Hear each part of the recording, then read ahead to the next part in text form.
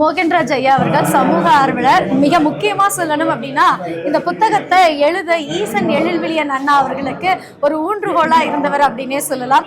ஐயா, நீங்க சொல்லுங்க, இந்த புத்தகம் வந்து நீங்க முன்ன என்கிட்ட பேசும்போதே சொன்னீங்க, அவர்கிட்ட புத்தகம் போடுங்கன்னு சொன்னேன் அப்படின்னு. அவர் ஈசன் எழில்விழியன் சிறந்த ஆர்வலர், எதையும் நுணுகி பார்க்கக்கூடியவர்.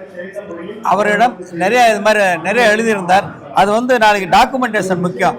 அது எழுதி பேப்பரோட வீணாக போயிடக்கூடாது, புத்தகமாகி அடுத்த தலைமுறைகளுக்கு வரணும் அப்படிங்கிறதுக்கோசரம் அவரை வந்து தொந்தரவு பண்ணிக்கிட்டே இருந்தேன்.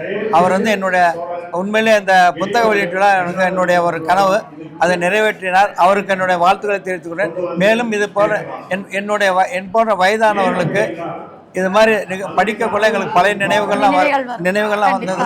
அந்த நினைவுகளை ஏற்படுத்தி கொடுத்த அவருக்கு நன்றியை தெரிவித்துக் கொள்கிறேன்.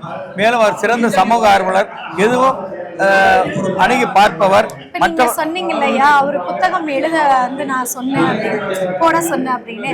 ஸோ நீங்க எதை பார்த்து அவர் இந்த மாதிரியான விஷயங்கள் போடுறதை பார்த்து ஈர்த்து புத்தகமா போடுங்கன்னு சொன்னீங்களா? இல்லை, அவருடைய இது உபயோகமானது, ஒரு டாக்குமெண்டேஷன். இது வந்து பேப்பரில் காற்றுல போயிடக்கூடாது. நாளைக்கு இது நிரந்தரமாக ஒரு கல்வெட்டாக இருக்க வேண்டும் என்பதற்காக என்னுடைய எண்ணம். அது தொடர்ந்து அவரை வற்புறுத்தி வந்தேன்.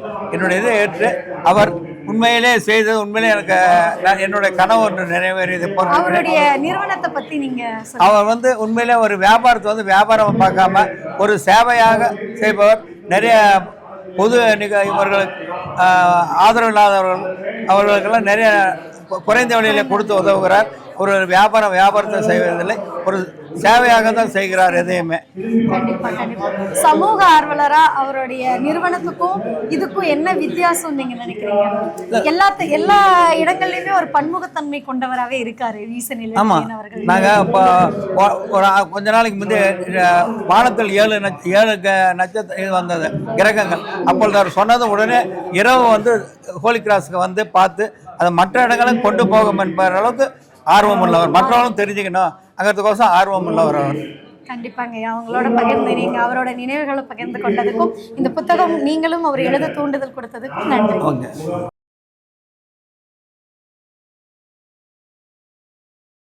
இதுவரைக்கும் இந்த சேனலை சப்ஸ்கிரைப் பண்ணாதவங்க வீடியோ கீழே இருக்கிற சப்ஸ்கிரைப் பட்டனை ஒரு தடவை அழுத்தி சப்ஸ்கிரைப் பண்ணுங்கள். அப்படியே பக்கத்தில் இருக்கிற பெல் ஐக்கானையும் ப்ரெஸ் பண்ணுங்கள். அப்போ தான் எங்களுடைய அடுத்தடுத்த வீடியோக்களோட நோட்டிஃபிகேஷன் உங்களுக்கு கிடைக்கும்.